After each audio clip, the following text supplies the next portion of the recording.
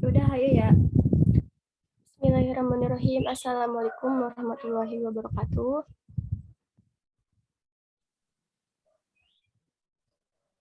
Waalaikumsalam warahmatullahi wabarakatuh. Warahmatullahi wabarakatuh. Waalaikumsalam warahmatullahi wabarakatuh. Sebelumnya, di sini saya sebagai PJ mata kuliah perkembangan peserta didik dan ibunya lagi berhalangan, maka presentasi akan segera dilaksanakan. Sebelumnya untuk KM pimpin Pak dulu. Ya, siap. Ya, mari teman-teman, sebelum kita melaksanakan perkuliahan di pagi yang indah ini, alangkah baiknya berdoa menurut agama dan kepercayaan masing-masing. Berdoa dimulai.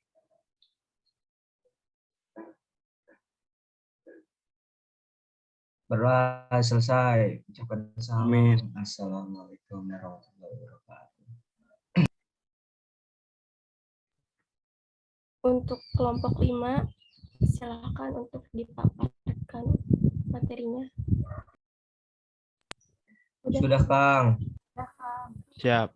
Langsung saya mulai ya. Baik. Assalamualaikum warahmatullahi wabarakatuh. Waalaikumsalam. Waalaikumsalam warahmatullahi wabarakatuh. Hari ini saya yang terhormat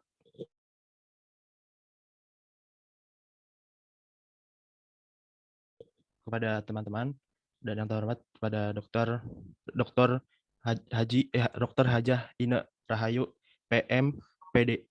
Hari ini akan dilaksanakannya presentasi kelompok 5 yang beranggotakan saya sendiri Rizky Fadila Wicaksono, yang kedua Rizka Octavia, yang ketiga Dava Rafid, yang keempat Bagus Ken. Untuk pembacaannya, untuk slide pertama dibacakan oleh saya sendiri.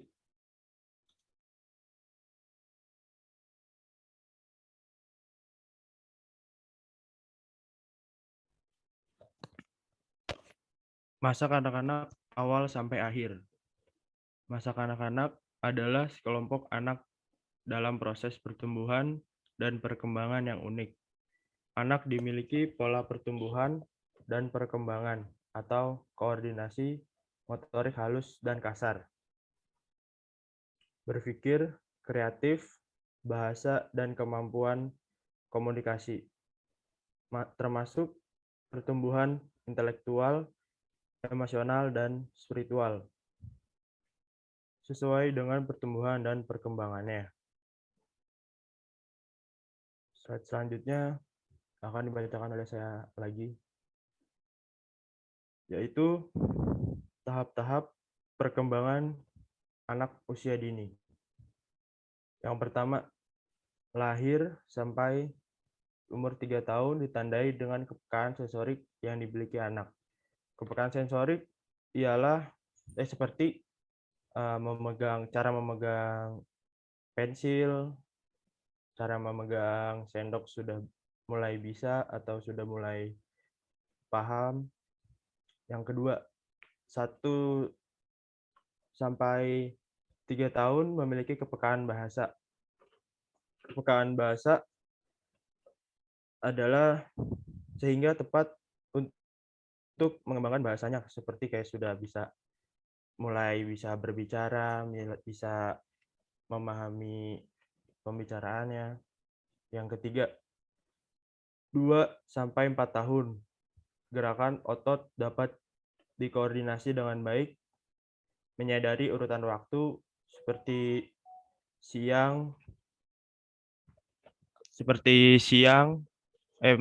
pagi, siang, dan malam. Yang terakhir, 3 sampai 6 tahun memiliki kepekaan indrawi. Khusus pada umur usia 3 sampai 4 tahun lebih peka untuk menulis, dan usia 4 sampai 6 tahun memiliki kepekaan untuk membaca. Dan slide selanjutnya yaitu Dava Rafid. Kang Dava bisa langsung Baik, dimulai. terima kasih. Ya, baik, terima kasih pada Rizky Fadila sebagai moderator yang telah mengizinkan saya untuk membaca materi berikutnya, yaitu perkembangan fisik motorik anak. Perkembangan fisik menurut motorik meliputi perkembangan badan otot kasar dan otot halus. Yang selanjutnya disebut motorik kasar dan motorik halus. Perkembangan badan seperti telah dijelaskan di muka meliputi 4 unsur, yaitu kekuatan, ketahanan, kecepatan, keseimbangan.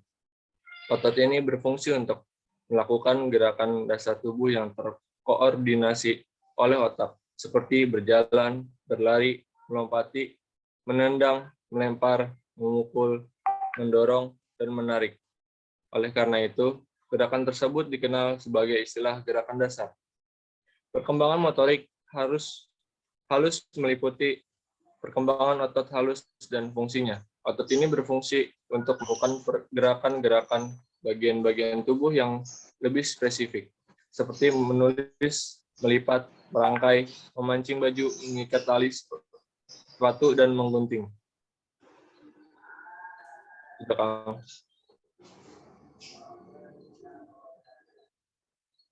Ya, terima kasih Kang Dava.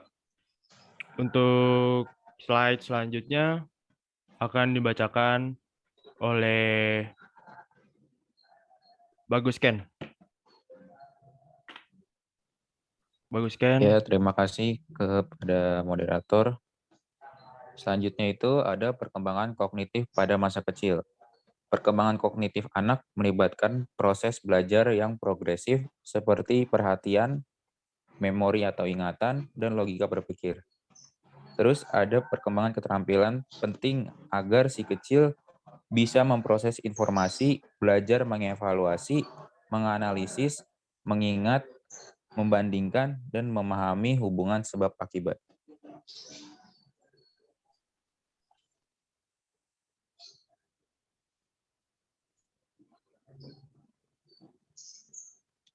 Selanjutnya ada tahap perkembangan kognitif menurut Piaget. Yang pertama itu tahap sensori motor usia 18 sampai 24 bulan. Tahap sensori motor ini adalah yang pertama dari 4 tahap dalam teori Piaget mengenai perkembangan kognitif anak Piaget. Selama periode ini, bayi mengembangkan pemahaman tentang dunia melalui koordinasi pengalaman sensorik, melihat, mendengar, dengan tindakan motorik, yaitu menggapai dan menyentuh. Yang kedua, ada tahap praoperasional usia 2-7 tahun. Tahap ini dimulai sekitar 2 tahun dan berlangsung hingga kira-kira 7 tahun. Selama periode ini, anak berpikir pada tingkat simbolik, tapi belum menggunakan operasi kognitif. Artinya, anak tidak bisa menggunakan logika atau menggabungkan, atau memisahkan ide atau pikiran. Yang ketiga, ada tahap operasional konkret. Pada tahap ini, perkembangan kognitif anak berlangsung sekitar usia 7 hingga 11 tahun dan ditandai dengan perkembangan pemikiran yang terorganisir dan rasional. Piaget menganggap tahap konkret sebagai titik balik utama dalam perkembangan kognitif anak karena menandai awal pemikiran logis. Yang terakhir ada tahap operasional formal. Saat ini pada usia 12 tahun ke atas. Saat remaja masuk ke tahap ini, mereka memperoleh kemampuan untuk berpikir secara abstrak dengan memanipulasi ide di kepalanya tanpa ketergantungan pada manipulasi konkret. Terima kasih. Siap, Kang. Terima kasih, Kang. Untuk slide selanjutnya akan dibacakan oleh Rizka. Teh Rizka, bisa langsung dibacakan? Baik, terima kasih Kang. Perkembangan bahasa anak usia dini. Perkembangan bahasa untuk anak usia dini meliputi 4 pengembangan, yaitu menyimak, berbicara, membaca, dan menulis. Anak-anak secara bertahap beralih dari melakukan ungkapan menjadi melakukan ungkapan dengan berkomunikasi, yang juga beralih dari komunikasi melalui gerakan menjadi turunan. Slide selanjutnya, Kang.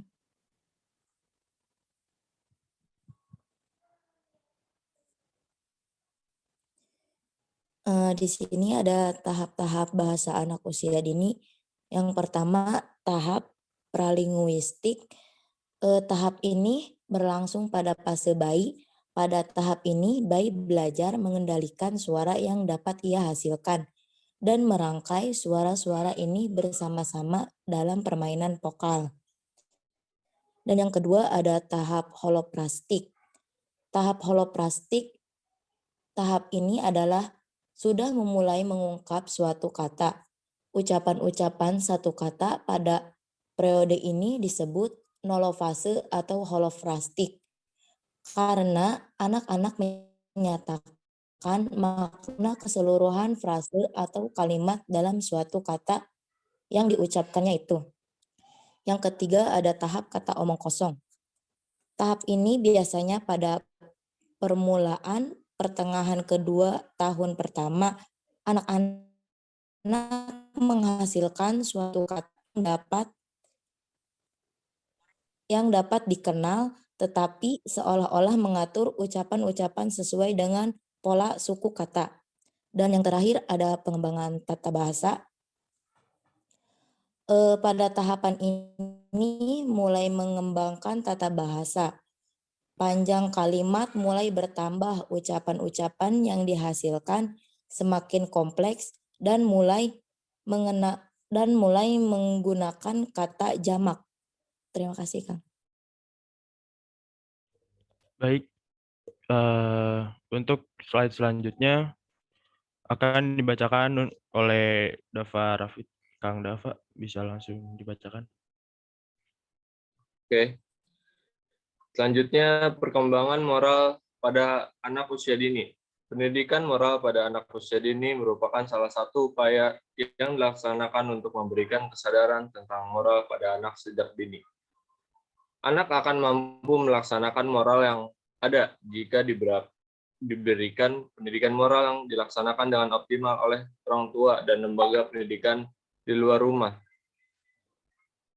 Pengembangan moral kepada anak usia dini dapat dilakukan dengan berbagai cara dan lebih disarankan untuk menggunakan pendekatan yang bersifat individual, persuasif, demokratis, keteladanan, informal, dan agamis. Misalnya dengan cara bercerita, bermain peran, bernyanyi, mendongeng, dan lain sebagainya.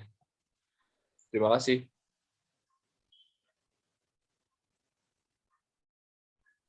Baik, mungkin untuk presentasi kali ini cukup ya.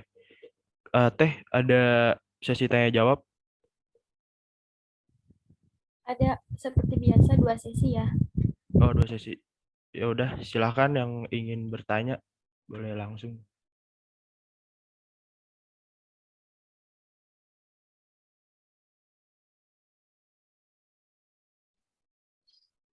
Izin bertanya. Ya, silahkan. Bagaimana pergaulan remaja dalam menetapkan pilihan kelompok berdasarkan moral dan sosial ekonomi?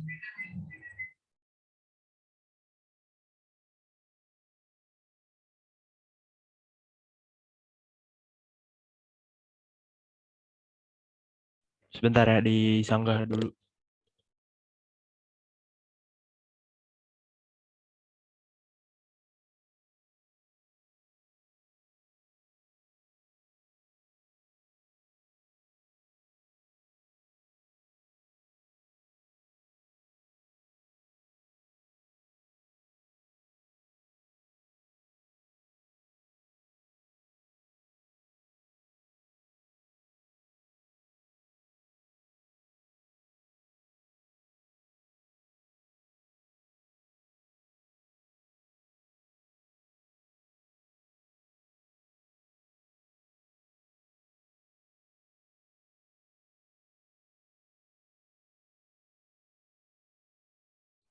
Ya, siapa lagi yang mau bertanya?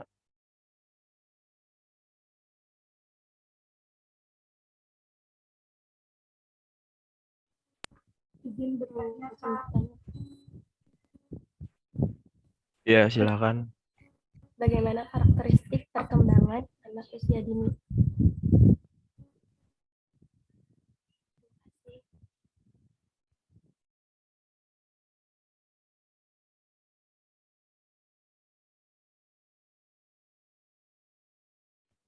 Teh, boleh diulang sekali lagi, Teh, pertanyaannya? Mulai.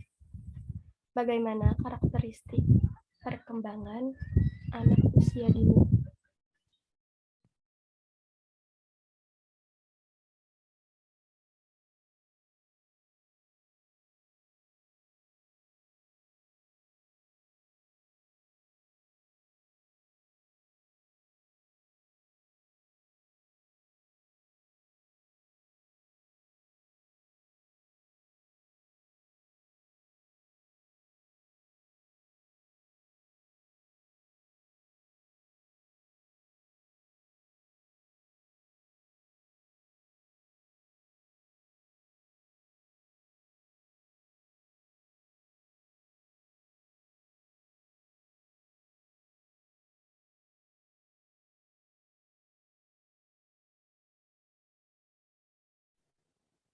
Izin bertanya, Kang, boleh enggak?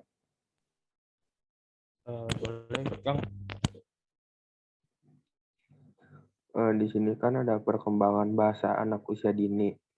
Nah, ketika di lingkungan anak itu bahasanya bahasa Sunda, sedangkan tidak diajari bahasa Indonesia, nanti pas gedenya bagaimana cara mengatasi anak tersebut agar bisa bahasa Indonesia yang baik dan benar, Kang? Baik, Kang. Sebentar ya, Kang. Saya diskusiin ke kelompok saya dulu.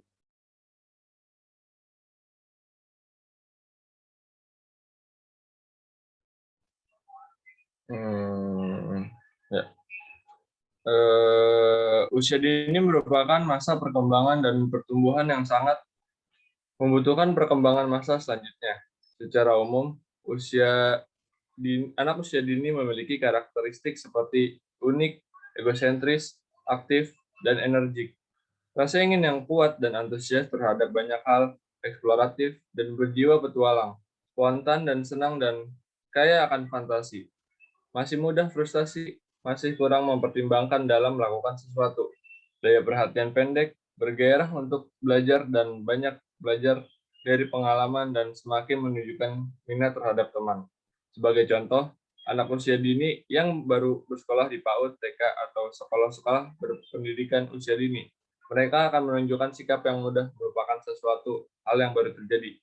Misalnya saat mereka bermain, ada salah satu dari teman yang nakal mengganggu, mereka akan bermusuhan untuk waktu yang sejenak. Dan kemudian mereka akan bermain bersama lagi. Mereka pun memiliki rasa ingin tahu yang kuat dan antusias akan banyak hal. Sudah jelas, Teh Erika? Ya, sudah. Makasih. Ya, untuk sekarang saya ingin menjawab pertanyaan dari Rizky Febian. Jadi cara untuk mengatasi anak bisa belajar bahasa Indonesia yang baik dan benar adalah disekolahkan, kan dari TK sudah diajarkan membaca bahasa Indonesia yang benar, dan lanjut ke SD. Nah, pas di SD kan kita mempelajari bahasa Indonesia. Nah, itu bisa bisa menggunakan bahasa Indonesia baik dan benar. Ya, seperti caranya ya dengan cara itu belajar bahasa Indonesia baik dan benar di SD maupun di SMP. Gimana, Kang Rizky? Siap, Kang. Ya, terima kasih, Kang.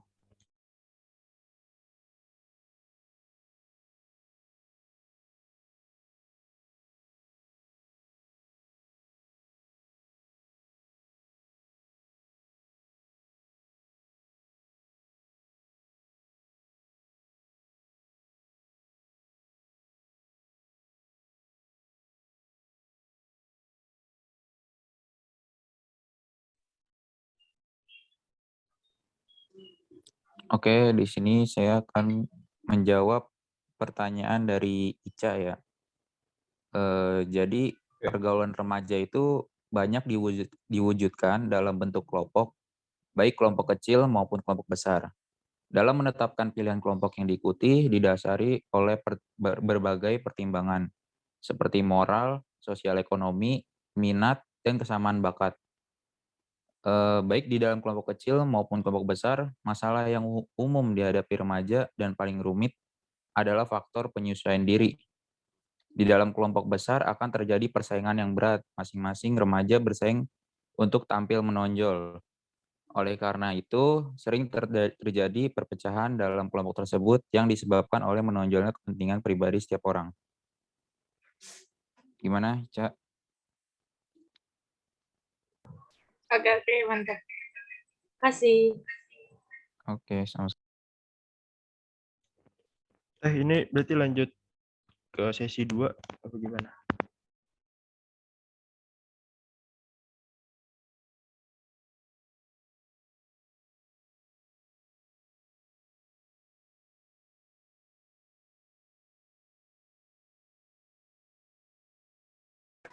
Izin bertanya.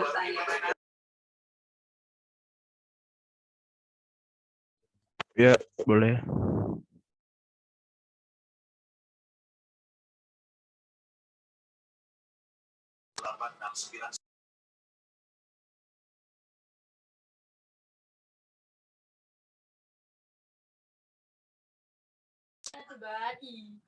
Bagaimana pengaruh perkembangan nilai moral terhadap anak dalam belajar? Terima kasih.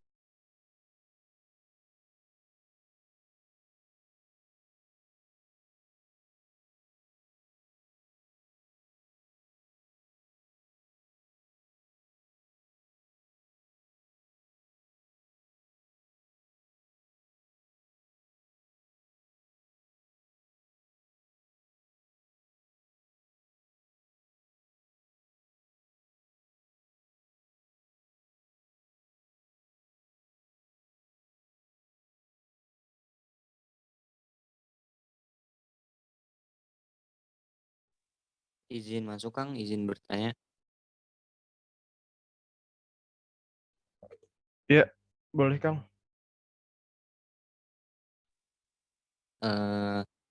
Jadi, jelaskan kaitan antara perkembangan moral dan sosial pada anak.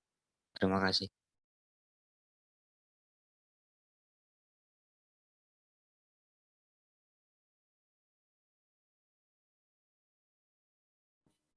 Izin bertanya, Kang Fadil. Ya, silakan. Apa saja tugas-tugas perkembangan pada anak? Terima kasih, Kang. Ya, Teh.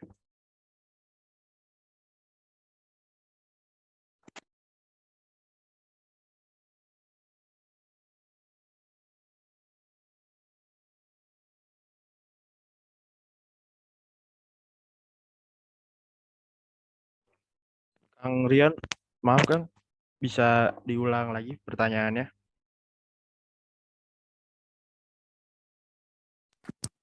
Bisa.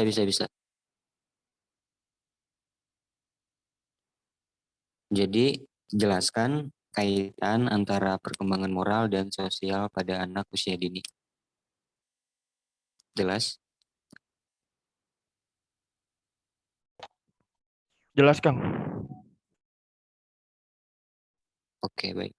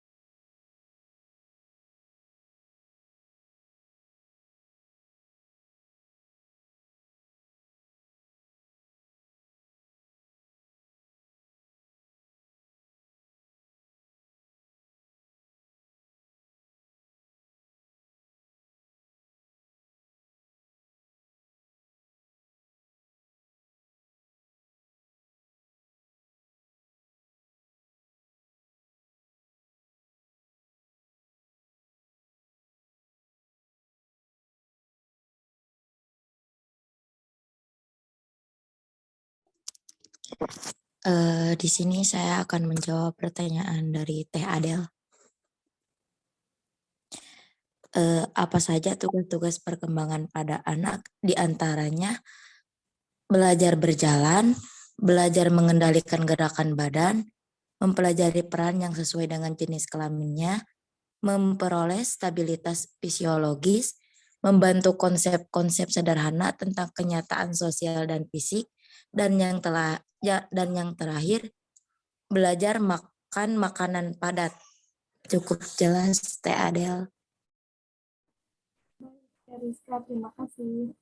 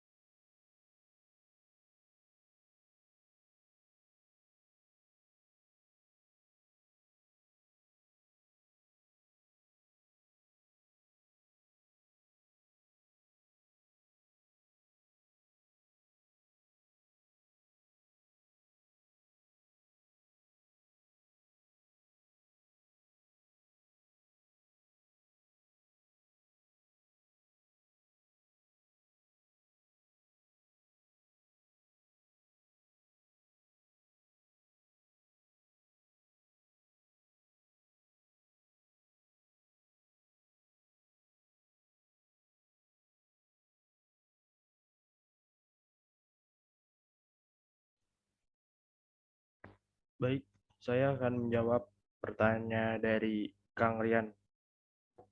Pertanyaannya, jelaskan kaitan perkembangan moral pada anak usia dini. Pendidikan moral pada anak usia dini merupakan salah satu upaya yang dilaksanakan untuk memberikan kesadaran tentang moral pada anak usia sejak dini.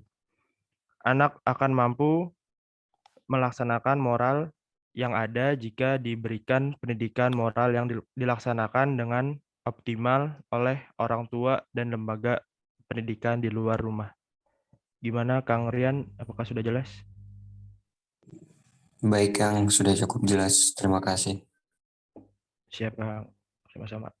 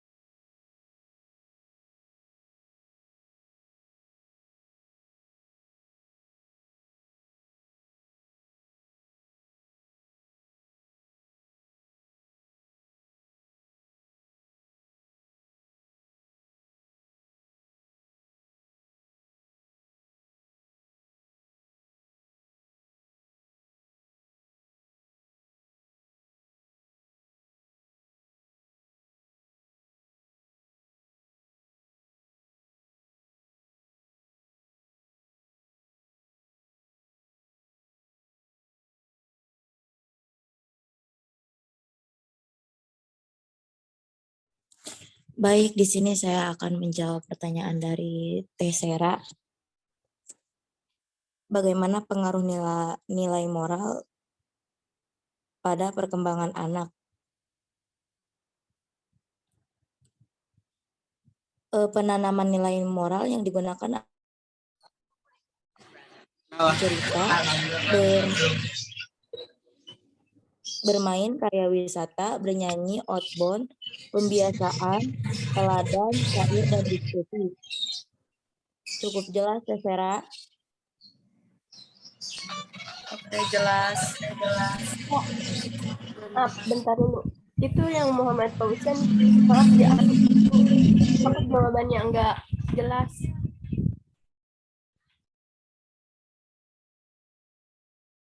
Sok dilanjut. Ya, langsung kesimpulannya aja Teh apa gimana? Iya, sok baca kesimpulannya. Habis baca kesimpulan tutup ya. Ya Teh, baik Teh, siap. Ya, untuk kesimpulan presentasi yang sudah dijabarkan adalah aspek-aspek perkembangan anak usia dini. Perkembangan fisik motoriknya meliputi perkembangan otot kasar dan otot halus. Otot ini berfungsi untuk melakukan gerakan dasar tubuh yang terkoordinasi oleh otak seperti berjalan, berlari, melompat, dan lain sebagainya. Perkembangan motorik halus meliputi perkembangan otot halus yang dan fungsinya seperti menulis, mengancingi baju, mengikat tali sepatu, dan menggunting yang dapat melatih motorik halus anak. Mungkin cukup sekian presentasi dari kelompok saya. Bila ada yang salah mohon dimaafkan. Bila taufik wal hidayah. Wassalamualaikum warahmatullahi wabarakatuh. Waalaikumsalam warahmatullahi wabarakatuh. Waalaikumsalam warahmatullahi wabarakatuh. Waalaikumsalam warahmatullahi wabarakatuh. Ya, saya serahkan kepada PJ-nya, Kang Erika. Erika maksudnya. Terima kasih kepada kelompok 5 yang sudah memaparkan materinya. Mungkin diakhiri saja dengan membaca Alhamdulillahirabbil alamin. Alhamdulillahirabbil alamin. Baik, terima kasih.